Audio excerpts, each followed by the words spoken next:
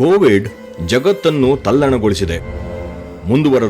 ಮುಂದುವರಿಯುತ್ತಿರುವ ಹಾಗೂ ಹಿಂದುಳಿದ ಸೇರಿದಂತೆ ಎಲ್ಲ ದೇಶಗಳಲ್ಲೂ ಮುಂದೇನು ಎಂಬ ಆತಂಕದ ಪ್ರಶ್ನೆಗಳು ಕಾಡುತ್ತಿವೆ.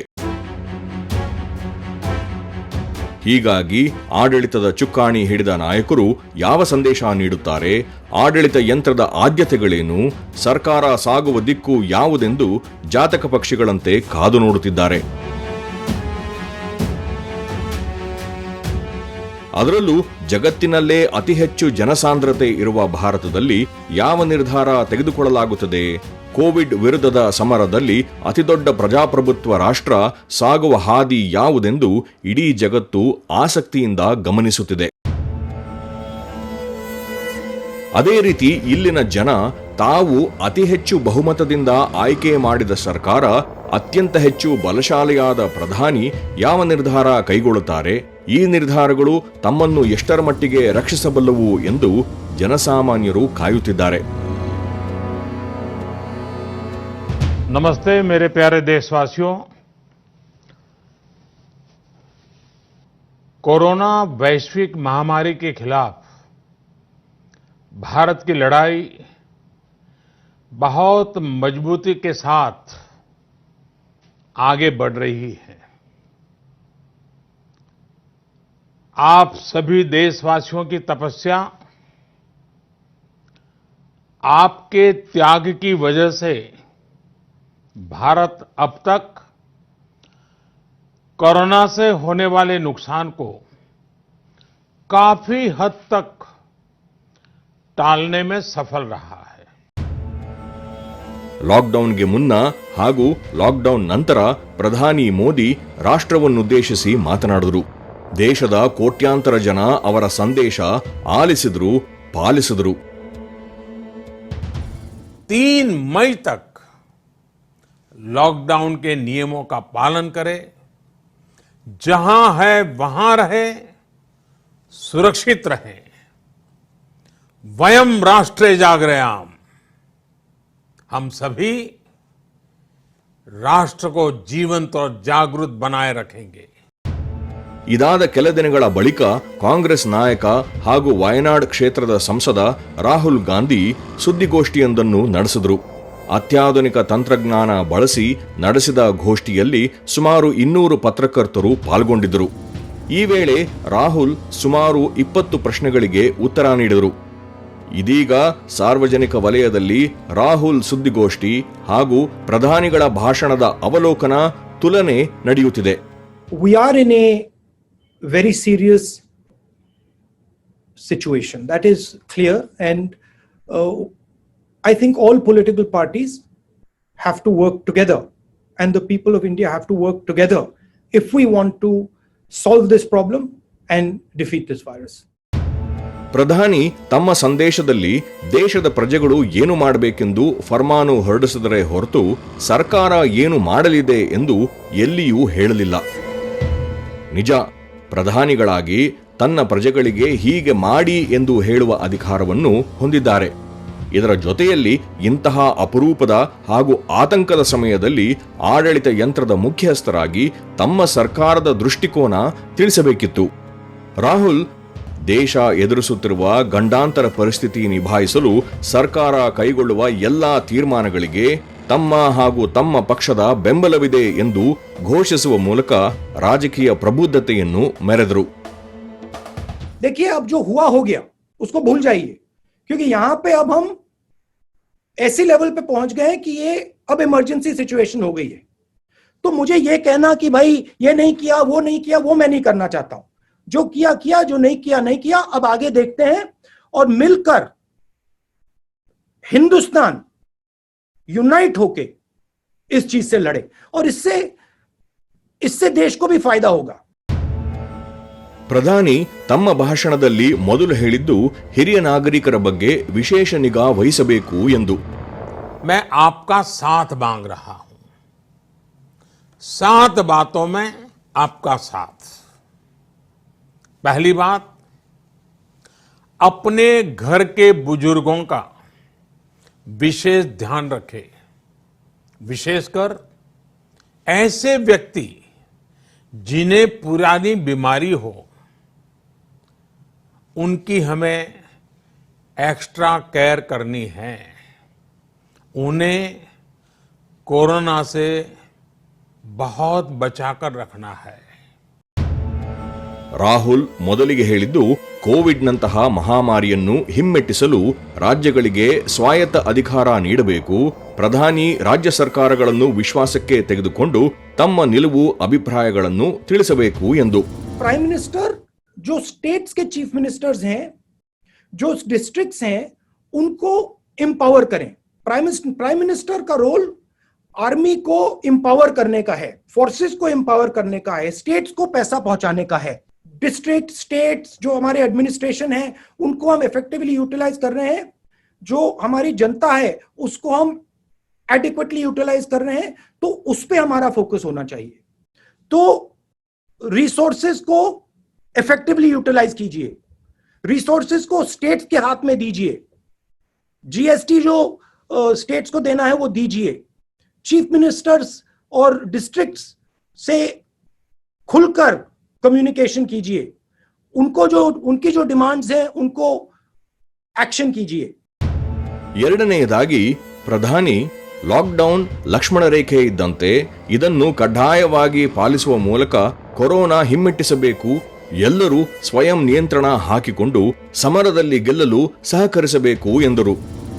लॉकडाउन और सोशल डिस्टेंसिंग की लक्ष्मण रेखा का पूरी तरह पालन करें। घर में बने फेस कवर या मास्क का, और वो भी घर में बने हुए, उनका अनिवार्य रूप से उपयोग करें।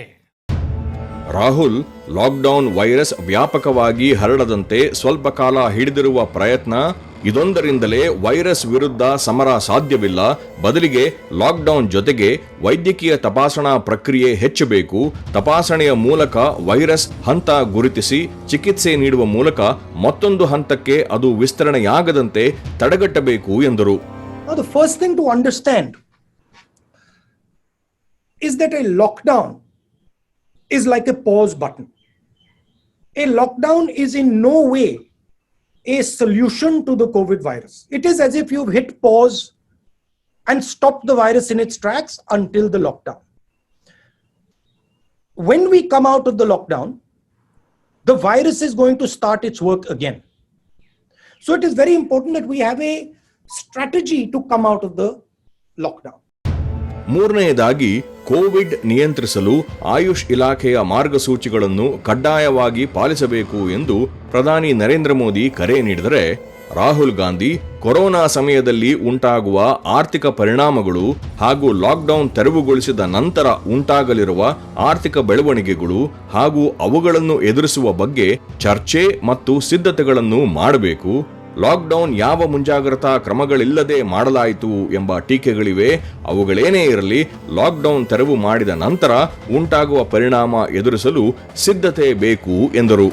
तीसरी बात, अपनी इम्यूनिटी बढ़ाने के लिए आयुष मंत्रालय द्वारा जो निर्देश दिए गए हैं उसका अगर हम पालन करें, गर्म पानी है, काढ़ा है, इनका निरंतर सेवन करें।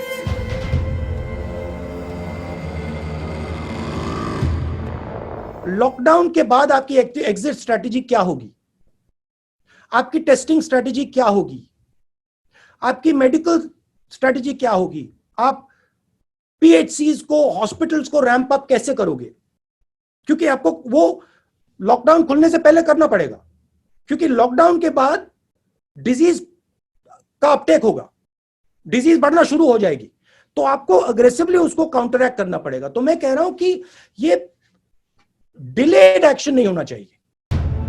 ನಾಲ್ಕನೆಯದಾಗಿ ಪ್ರಧಾನಿ ಕೋವಿಡ್ನ ಸಂಕಷ್ಟದ ಸಮಯದಲ್ಲಿ ಸರ್ಕಾರ ಬಡವರು, ಕೂಲಿಕಾರರ ಪರವಾಗಿದೆ, ಕಡುಬಡವರಿಗೆ 3 ತಿಂಗಳವರೆಗೆ ಪ್ರತಿಯೊಬ್ಬ ವ್ಯಕ್ತಿಗೆ ಪ್ರತಿ ತಿಂಗಳು 5 ಕಿಲೋ ಅಕ್ಕಿ ನೀಡಲಿದೆ ಎಂದು ಹೇಳಿದರು. जितना हो सके उतने गरीब परिवार की देखरेख करें, उनके भोजन की आवश्यकता पूरी करें। ಇದಕ್ಕೆ ಪ್ರತಿಯಾಗಿ ರಾಹುಲ್ ಗಾಂಧಿ ಆಹಾರ ಧಾನ್ಯ ವಿತರಣೆಯಲ್ಲಿ ಬಡವ ಬಲ್ಲಿದ ಎಂಬ ತಾರತಮ್ಯ ಬೇಡ, ಬದಲಿಗೆ ದೇಶದ ಎಲ್ಲಾ ನಾಗರಿಕರಿಗೆ ಆಹಾರ ಭದ್ರತೆ ನೀಡಬೇಕು, ಅಂದರೆ ಪ್ರತಿಯೊಬ್ಬರಿಗೆ ವಾರಕ್ಕೊಮ್ಮೆ 10 ಕಿಲೋ ಅಕ್ಕಿ, ಗೋಧಿ, 1 ಕಿಲೋ ಸಕ್ಕರೆ, ಬೇಳೆ ವಿತರಿಸಬೇಕು. ದೇಶದಲ್ಲಿ ಅತಿ ಹೆಚ್ಚಿನ ಪ್ರಮಾಣದಲ್ಲಿ ಆಹಾರ ಧಾನ್ಯದ ದಾಸ್ತಾನು ಇದೆ, ಹೀಗಾಗಿ ಈ ಪ್ರಮಾಣದ ವಿತರಣೆಯಿಂದ ಯಾವುದೇ ಸಮಸ್ಯೆಯಾಗುವುದಿಲ್ಲ ಎಂದು ಪ್ರತಿಪಾದಿಸಿದರು. फूड सप्लाई क्रिटिकल चीज है और एकदम मतलब आज नहीं, ये तो 10 दिन पहले कर देना चाहिए था कि जो हमारे गोडाउन में खाना है वो एकदम अनाज है एकदम डिस्ट्रीब्यूट कर देना चाहिए.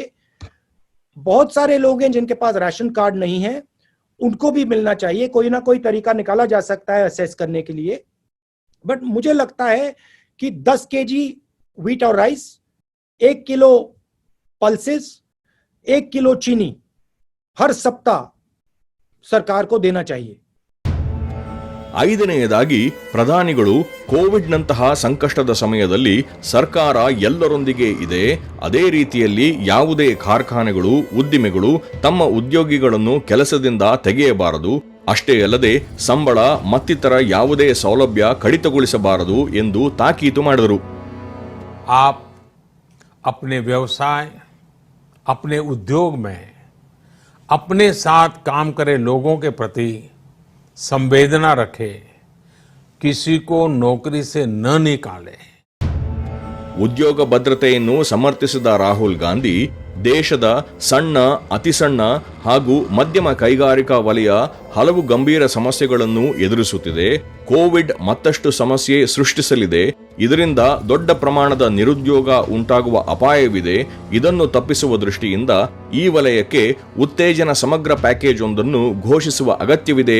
ಇದರಿಂದ ಉದ್ಯೋಗ ಭದ್ರತೆಯ ಜೊತೆಗೆ ಆರ್ಥಿಕ ಸಬಲೀಕರಣವಾಗಲಿದೆ ಎಂದು ಪ್ರತಿಪಾದಿಸಿದರು. बेरोजगारी आने वाली है, शुरू हो गई है और जबरदस्त तरीके से लोग बेरोजगार होंगे. ठीक है, सेंट्रल जो रोजगार देते हैं कौन है? SME, small and medium industry. उनके लिए आप एक डिफेंसिव पैकेज तैयार कीजिए, उनको प्रोटेक्ट करने का पैकेज तैयार कीजिए.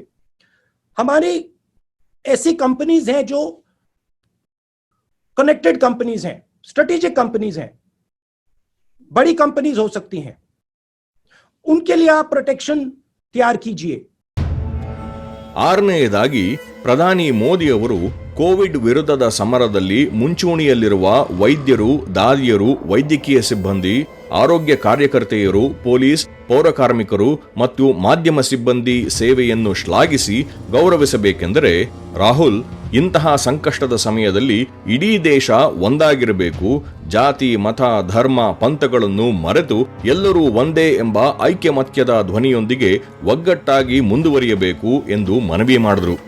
देश के कोरोना योद्धाओं, हमारे डॉक्टर, नर्सेस, सफाई कर्मी, पुलिसकर्मी, ऐसे सभी लोगों का हम सम्मान करें, आदर पूर्वक उनका गौरव करें.